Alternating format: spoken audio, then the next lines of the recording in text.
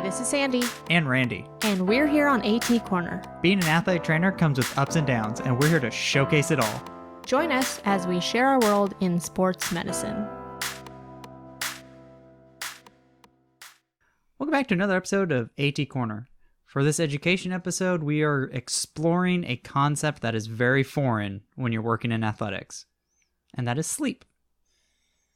Okay, that was good beginning. That was pretty good, right? Because come on, when you work in athletics, you don't sleep. And apparently neither do our athletes. No, athletes don't do the best job of sleeping. Actually, I feel like you get the spectrum. You get sometimes where they don't sleep at all, and then you get the spectrum where they sleep like 12 hours, 12 plus hours. That's true. School complicates it. Right. So what are we talking about in this episode? Yes, so we are going to explain the role sleep plays in the athlete. We're going to discuss the relationship between sleep and injury. And then we're going to discuss the relationship between sleep and sports performance. Awesome. And if you guys are new, this is a free CU episode if you are listening to it when it is within our latest 5 CU episodes. If it is not, then you can go ahead and go to the show notes and purchase it from our partner, Precision AT, who is providing these latest 5 free CEUs. That's right. All right, Randy. So why exactly is sleep important? I would say that's a great question to start off, right? The whole premise of why do we even care about sleep? So in general, sleep is the chance for the body to repair itself. Right? This is where the brain actually repairs the neural connections, energy systems are restored, and you can actually get a nice little tissue repair process going. So in general, that's why sleep's very important to recovery, and it kind of explains the relationship between injury and performance as well. So in general, how you want to think of sleep is it's divided into basically 5 stages. You have your non-REM, which is non-rapid eye movement, and then obviously REM, which is your rapid eye movement sleep. So is this like, when you're talking about the 3 different parts of sleep, the neural connections, the energy systems restored, and the tissue repair, is that any sleep, or is that specifically, like, does that happen in naps too? Kind of. While we talk about the stages, we'll kind of talk about what stage, like, a lot of these benefits of sleep take place.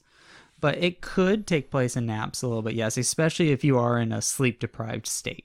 Got it. So for your non-REM sleep, this is basically stages 1 through 4.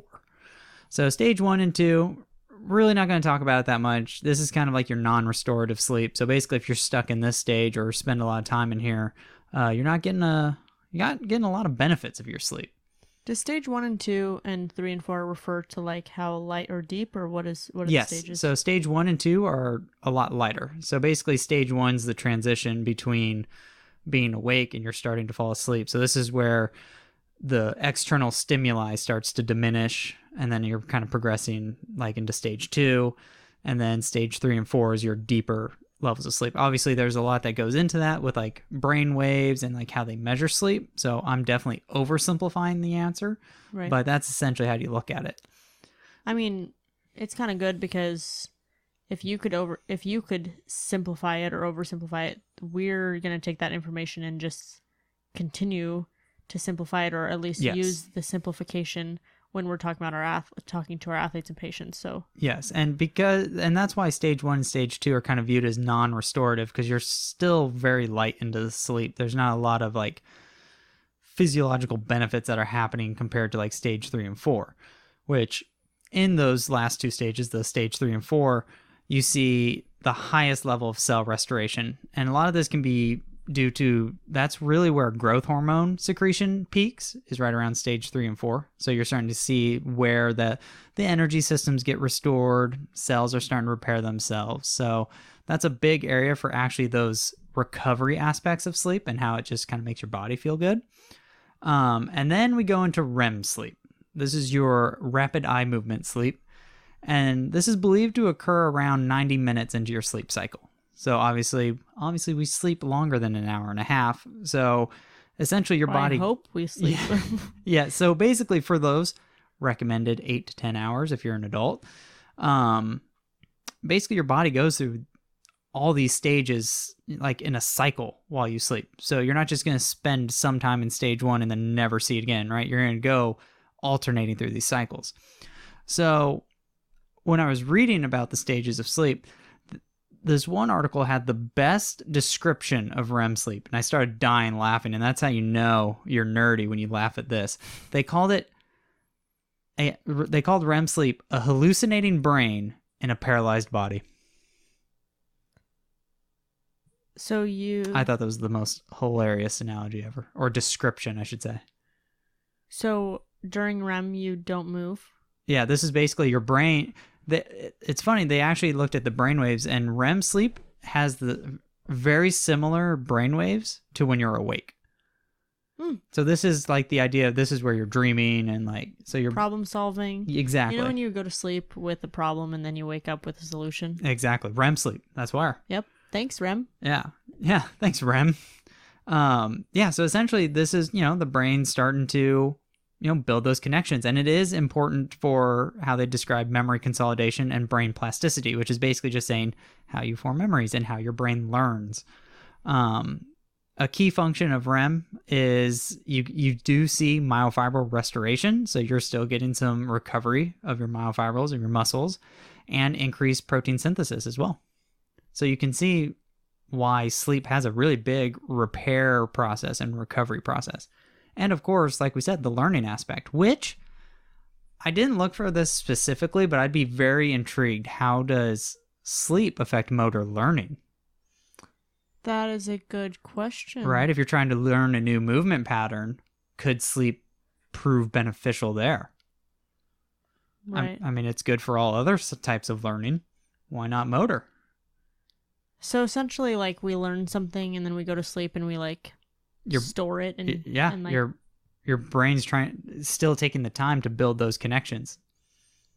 So essentially, coaches should really be urging their athletes to sleep after they do film or meetings, or when they're trying to. It's not a bad idea.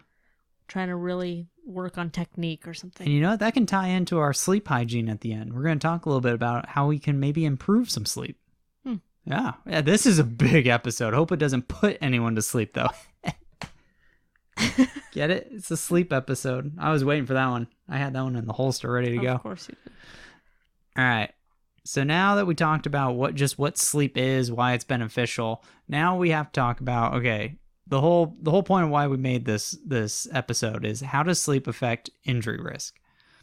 And if you really look into the literature, as with most risk factors for injury, the answer is a definitive possibly or probably.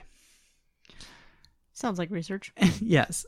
And the reason is because, like we've said on multiple episodes, injury is very multifactorial. There is a lot of causes to injury, and they all are related to each other, and they all work together, work against each other. There's different things, right? It's the same thing when we talk about muscle strength, right? There's always those studies that look at how does having weakness cause injury? And that literature is always mixed. There's some that say yes, some that say no. So I think if you just pull out sleep alone, I think it's a very weak risk factor for injury. The literature is very mixed. Some studies say, hey, if you get less than 8 hours, they do see an increased injury risk, while some say, there's really not much of an increased risk. Now, I like to play the caveat, and we've done this before, because I feel like sometimes, actually a lot of time, when we're talking about injury risk, we, as clinicians, I think a lot of times think, oh, injury risk means risk of injury before it happens. Yeah. But I like to look at injury risk as risk after you've already been injured. You should take these risk factors into consideration. Absolutely. When you're returning an athlete. Absolutely. So after someone's already injured, maybe we're looking at these risk factors as, okay, we think that this has an effect on injury. You're already injured. If you want to continue on your path of return to play and you don't want to get secondary injury, or you don't want to get re-injured, maybe that's when we start looking at this quote-unquote injury risk. Yeah, absolutely. And we already know previous injury is already one of the biggest risk factors for future injury. So, like you said, that can play a role and magnify the effects. And I think that's how we have to look at sleep when it comes to injury risk. Right? We already know sleep can see a decrease in reaction time and coordination, which is all very important to athletics for one, performance, and also for protecting yourself and affecting injury risk as well. What I thought was very interesting was a lot of the studies that were looking at sleep and injury were pairing it with a lot of subjective well-being like measures, basically asking how people's mood was, how tired they were. And when it was combined with like looking at well-being, the studies that I found showed that there's a pretty good risk factor that sleep and a lower well-being increases the risk of injury. I would wonder if well-being alone just increases the risk of injury. That's actually the argument that they're making, is well-being is the better accumulation of the answer, because there's so many things that can go into it that it could give you a good indicator of injury risk, which I think this episode was perfect to tie into our previous education episode on training load, because training load, we talked about, is subjective. You're kind of going off of how the athlete feels, right? This ties in perfectly, right? If they just feel crappy, right, then there might be a risk of injury. So there definitely is a big push that I've noticed in the articles that I've read to actually monitor some of these subjective feelings that some of the athletes are feeling. So which I understand might scare some objective people. Which is like a lot of clinicians. Yes. And that also makes me wonder. So if we're talking about well-being overall, then are we talking about if someone gets a really, really good sleep for 6 days and then one day they get just a crappy night's sleep? Yeah. Then does that mean that they would have a higher injury risk? Or are we looking more at that overall well-being, this person who is consistently not getting a good night's sleep? Like, how do those pair up? So that's why injury is so complicated, because it's just like taking knee valgus, right? Everyone talks about knee valgus being a risk factor for ACL injury or countless knee injuries to begin with, but it's not a guarantee. Right. If you go into knee valgus one time, that doesn't mean like, that ACL is gone, right? I watched an athlete play for 4 years with who knee ran valgus. in knee valgus, right? With every step. It's just on both legs. It's just an elevated risk, right? It's not a guarantee that that's going to happen. So that does play a role as well. But also, some of the literature was saying that how they calculated, like, okay, here was the risk of injury, is they basically calculated it from, okay, here's what their well-being was, or here's what their sleep was right before the injury. And they noticed that it was less. But we also have to account for getting one night of bad sleep, or that really affects your well-being and makes you feel like crap, like we were talking, is probably not the end of the world. Right. It would be an accumulation. Exactly. That's what they're trying to argue. Like, a lot of these effects that we're seeing are possibly because of a chronic lack of sleep. It all stems down to moderation of everything. Like, if you eat great, but then you eat one bad meal, like, does that mean that it's gone? Everything's gone. Right. Or is it consistently that you eat bad meals that it's unhealthy? Exactly. And that's the argument they were trying to make, is it's more of the chronicity of lack of sleep as opposed to this one moment in time you messed up your bedtime and you got hurt. See, Mom was right. Your dog just really needed to pee in the middle of the night. Or you tricked your dog into thinking it was morning. Yep. Yeah, we know that one, huh? Yeah, we did. Right. So it's not necessarily that one moment. I think it's looking at it more on a spectrum of the chronicity of it. If it keeps happening, that's a problem. And another reason, I'm glad you brought that up, why I think it's important is, like we said, sleep plays, it's an important arm in a lot of different things that affect injury risk. And I thought one thing, and again, it ties into training load, is they actually found that sleep can actually protect your injury risk when you're at high training loads. So we talked about how high training loads, like especially a high acute training load, is just not good. Bad idea. Don't jump from 10 miles to 70 miles a week when you're running. Stress factor. Exactly. Right. They actually found that getting the proper amount of sleep, and maybe even extending your sleep a little bit than normal, actually protects you from those effects of high training load. You know what? I've been using this analogy with my athletes, and I don't know how well it's going to come over podcast form because unless you're like watching, but I put my hands in the air and I show them in the air, air. Not like that. Oh, sorry. And I show them like what we're doing, like the rehab, all the 2 steps forward. A lot of them have been asking me, how long is this going to take? And I'm like, how long with you playing football? Or how long if you weren't playing football? Yeah. Right? So I just show them like, okay, with rehab, we're doing all these great things. We're moving forward. Yeah.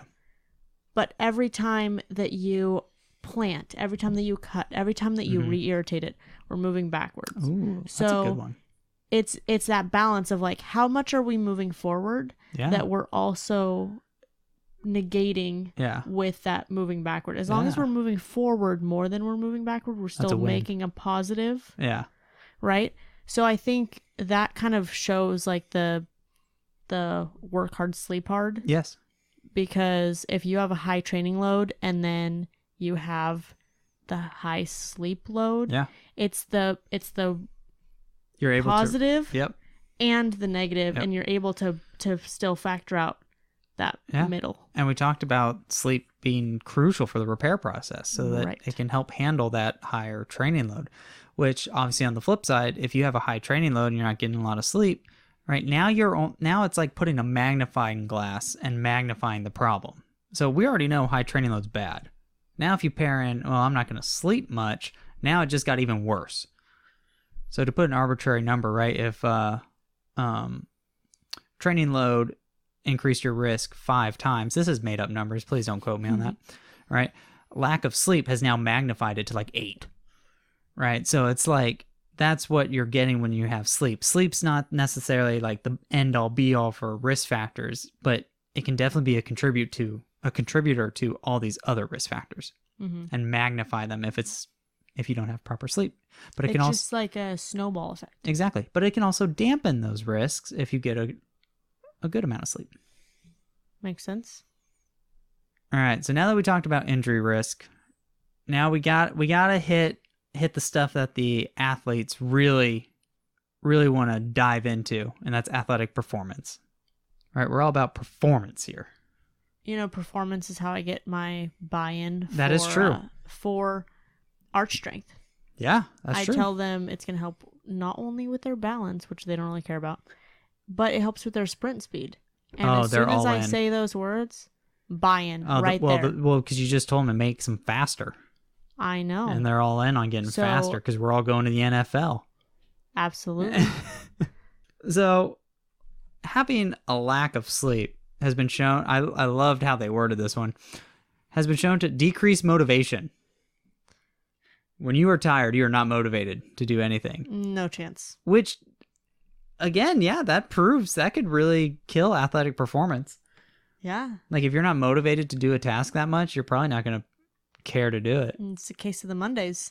Oh, yeah. My team had a case of the Mondays. Holy smokes. So did mine. Yeah, tough weekend for our athletics. Or where were we? Here we go. Lack of sleep has also been shown to decrease power and strength. Some of that, again, goes back into that motivation factor, right? Like if you just don't feel motivated to execute that maximal movement, you're probably not going to have as much force production. You're going to see a decrease in that performance.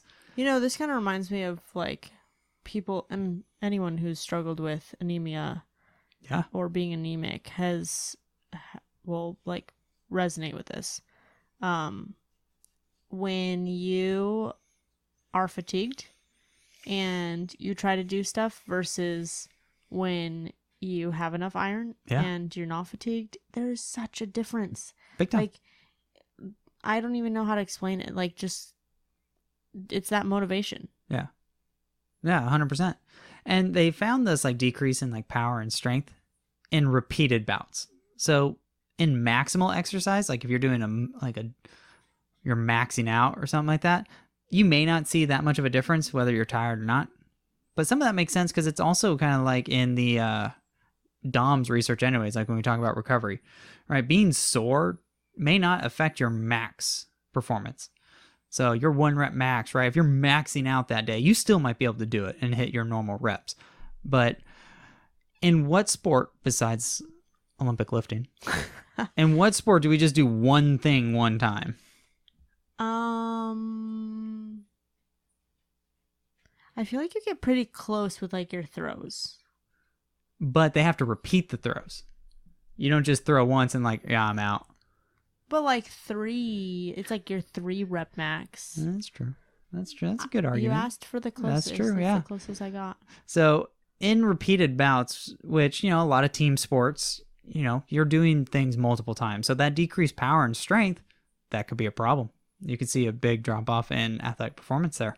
And then, of course, endurance, which again ties into the motivation factor, which to be an endurance athlete already takes a lot of motivation. So, yeah. Yeah. Yeah. I ran a steeplechase for how many? 800 meters? And I had to dip out. You also didn't train that well. I didn't. But again, the motivation factor. So, and then, of course, with lack of sleep, we already kind of talked about when we talked about injury risk, are the cognitive decreases, right? Again, ties into motivation as well, but also decreased reaction time, decreased coordination. So like accuracy tasks, even on one night of decreased sleep, you can see accuracy and like those more like coordination tasks actually fall a little bit, right? Which is a big deal when your quarterback has to make like throws on a dime. And if he's a little tired, that might be a pick 6 instead of a regular touchdown. I figured you'd like the football analogy for you. We don't talk about football. Okay. Or your star sprinter, his reaction time's a little down because he's a little tired. He's a little late out of the blocks. We don't talk about track. Okay. We don't talk about sports here. Only sleep. Only sleep. But it is important that a lot of these studies, especially when we're talking about like athletic performance or injury risk too, is they really did put them into a really bad sleep deprivation state. Like there were some articles I was reading that they did like 3 to 4 hours of sleep on multiple nights. Oof. And that's not, it is realistic for some people, but for I think our average athlete, that's not the norm. Right, they're probably sitting around 5, 6. Right, it's still not. I believe it for young adults, it's recommended to get like 8 or 10, and athletes should probably get closer to the 10 aspect of it. But so that is kind of like, hey, take that with a grain of salt. But I would say if you're sleeping like 6 hours or so every night as an athlete, right, that's going to build up, and I think that accumulation of just lack of sleep is going to crush you right there. Right, and I think it also goes. Obviously nothing is just one and done. Yes. But that just makes me think of hand in hand with nutrition. Like, yeah, if an athlete is burning so many calories, obviously they're going to need more food. So, yes. So that should also go hand in hand with they obviously, I want to say, quote unquote, should need more sleep. Yes. But it's not as easy because it's not as... And also, everyone's instant. A little bit different. Yeah, and everyone's a little bit different. Right. On how they sleep, what they prefer to sleep. Right. Yeah. I would be interested in? They're talking about cognitive decreases. Yeah. I would be interested in how that affects, let's say, like a concussion exam. Ooh. The reason why is because a lot of those cognitive tasks we use as like, especially on those borderline athletes that are like, oh, like, are you having symptoms because you hit your head? Yeah. Or are you having symptoms because you have a concussion? Well, that's like when I have athletes that are getting close to their return to play and they're still lagging on their neurocognitive stuff, I do tell them like, hey, try to take this test like when you're well rested. Mm-hmm. Right? Don't try and do this right in the morning, or please do not take this at like midnight. Right? Because that could definitely play a role because they do measure reaction time and coordination. Right. All of those things. Yeah. But also, when talking about concussions, I definitely think sleep could play a role because, again, we talked about the importance of how the brain heals from the day and the stress of the day during sleep. So, athletes with concussion sleeping, that's great treatment right there. Well, you hear about your concussed kids who have slept like so much, increase their 14 sleep plus hours. And well, speaking of sleeping for 14 plus hours, let's talk about how we can improve our sleep. Let's do this. Yes, please. So I always like reading about how to improve sleep because it all sounds great, and I'm like, all right, I can't wait to do this, and then I never do any of them. So I always get so fascinated, like, I want to try this to see if it helps, and then I just, typical athletic trainer, I don't do it myself, right? We are our best patients. Yeah, quote unquote best. So when we're talking about sleep, improving sleep hygiene, it's essentially just how do we create the best environment possible to sleep. And one of the highlights that everyone likes to talk about is light itself. The reason light's important is because that's how our brain understands when it's time to wake up and when it's time to go to bed. And, in today's society, right, we're surrounded by light all the time. So it really does mess with your sleep rhythm about when your body's like, oh, it's bedtime. We need to start shutting down. Turn off the lights, shut it down, right? It affects it. Yeah, blackout curtains, man. Best thing ever. Yeah, but then you never wake up. No, yeah, that's a problem. But you get to sleep really nice. You sleep nice. So one of the key areas that they wanted to talk about is decreasing the blue light prior to bed.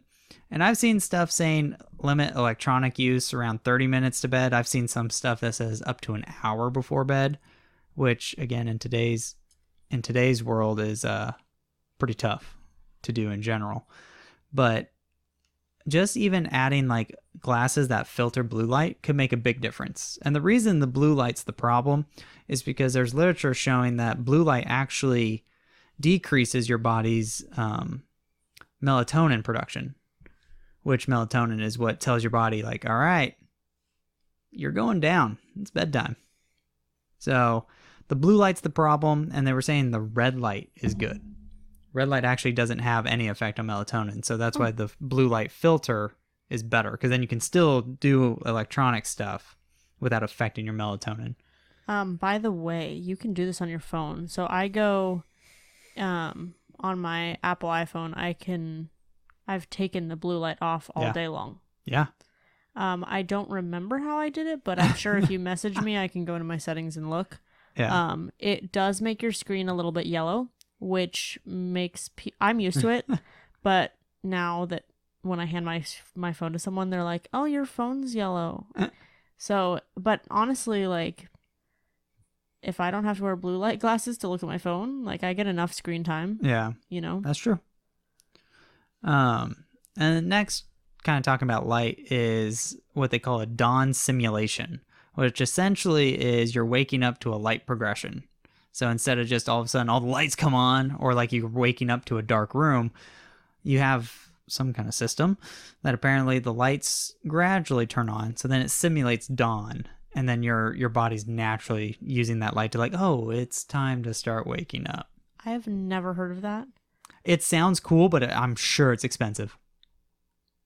Yeah, I feel like if that was like revolutionary, I feel like that's something that people would. I bet that's an elite athlete thing.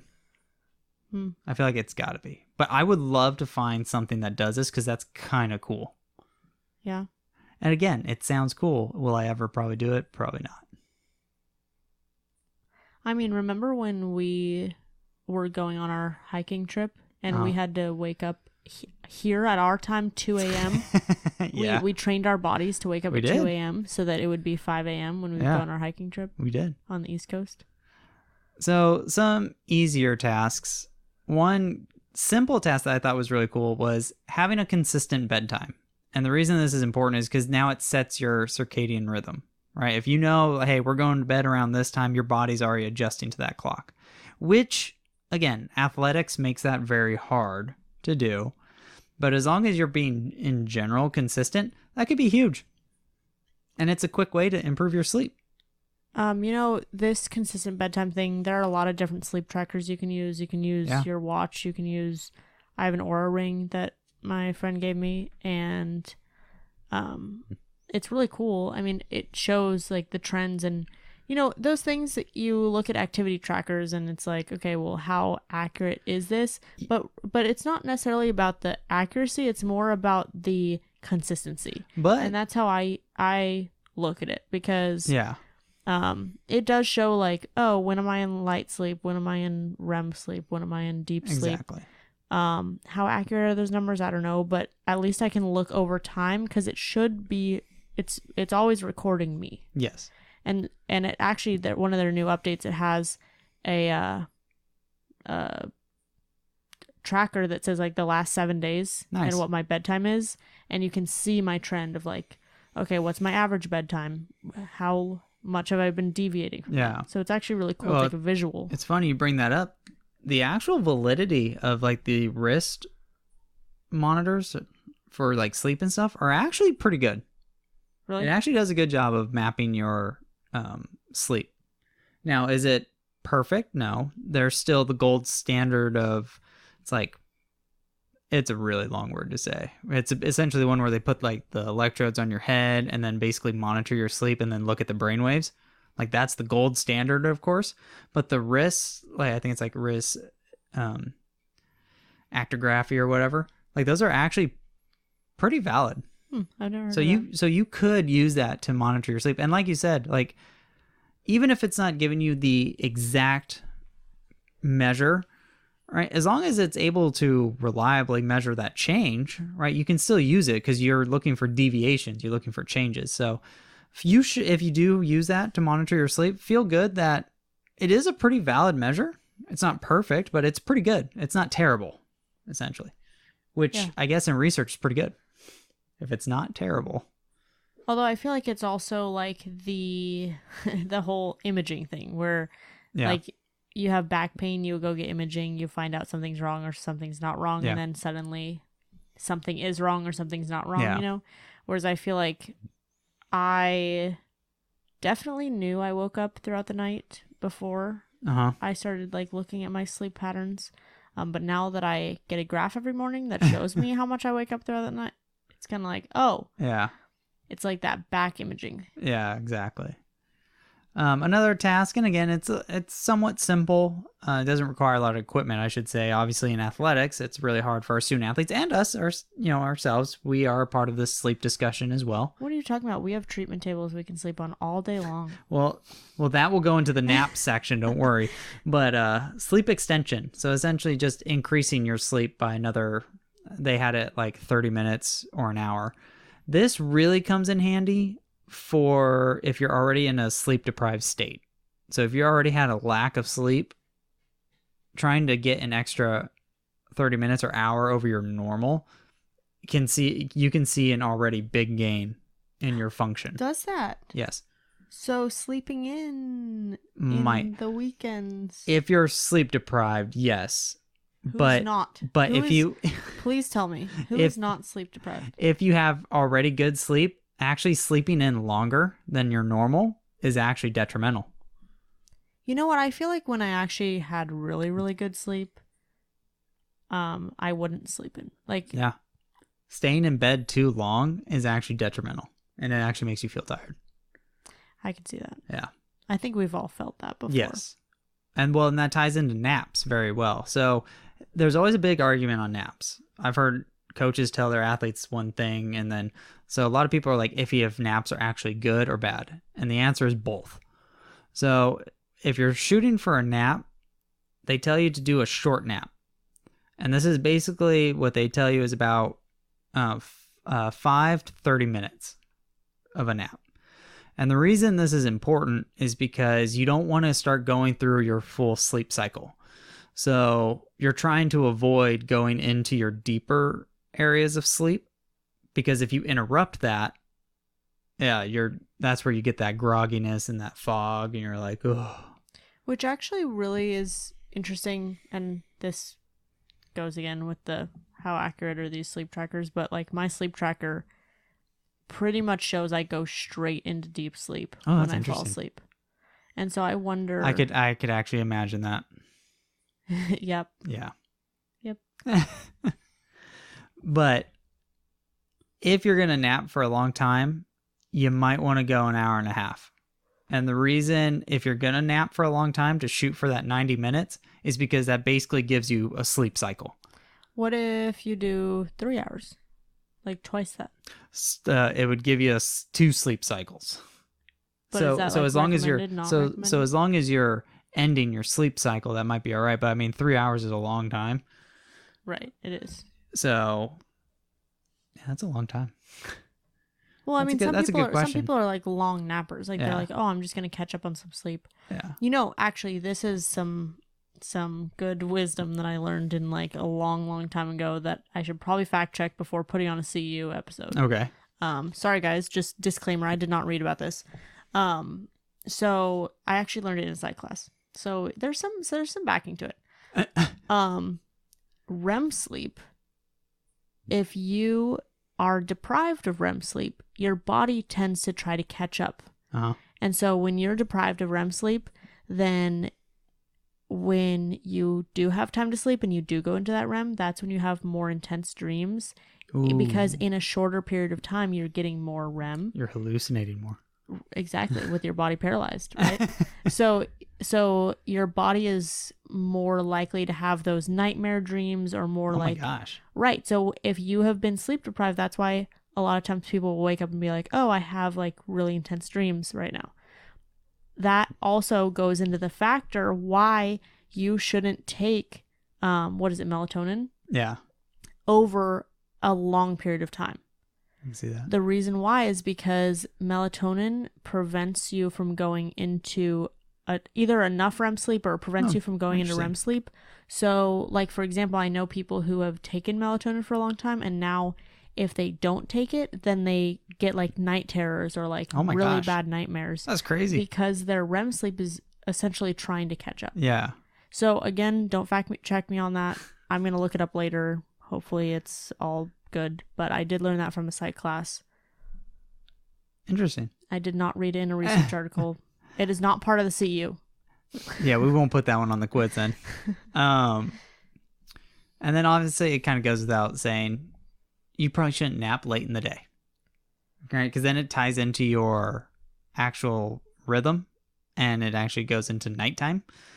Night. Yeah, and it messes with night time, which I definitely know this happens to me.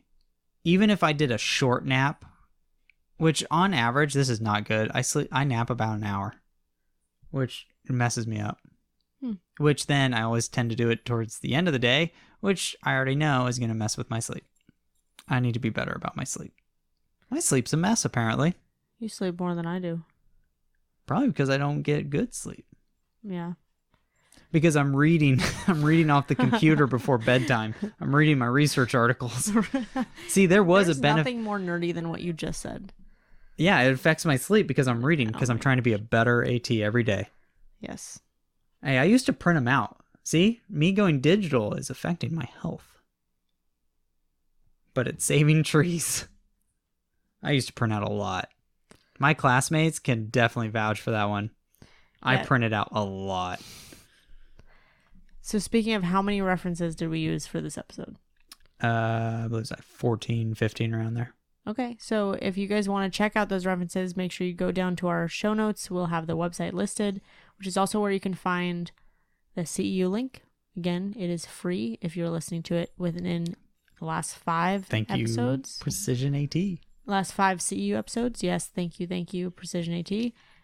If it's not, then click on that same link. It will take you to a page where you can purchase. And we do not have bonus content for this episode. No, I figured it'd be pretty boring just watching us sleep. Please don't. Yeah, it's a little weird. Also, we do have an affiliate link with MedBridge, correct? Yes, and I think they have some sleep content on there. I'm sure they do. They have to. Who doesn't? Right. Yes, so if you go through that link and sign up for a subscription with MedBridge using the code AT Corner, you get $150 off, right? off the subscription. So pretty good deal. And I know it doesn't seem like it, but that CEU reporting is slowly creeping. It is. It's coming. 2023. It's coming. Might be a good time to... I just hit my microphone. It's never too early to get caught up on your CEUs. 2 more things. If you guys are new, we do every other episode as education or stories. This one was an education episode. Next week, we're going back to our stories. If you want to submit a story, make sure you watch out in our Instagram stories for upcoming episodes or prompts. We haven't really picked a solid day of when they pop up. Just look throughout the week. And I definitely always post them in the morning.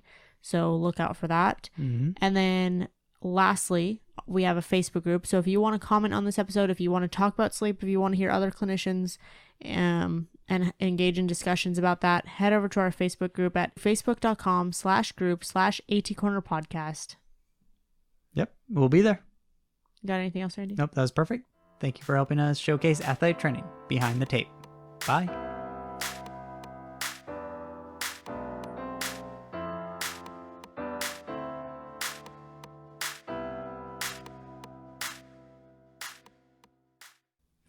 Let's go to sleep.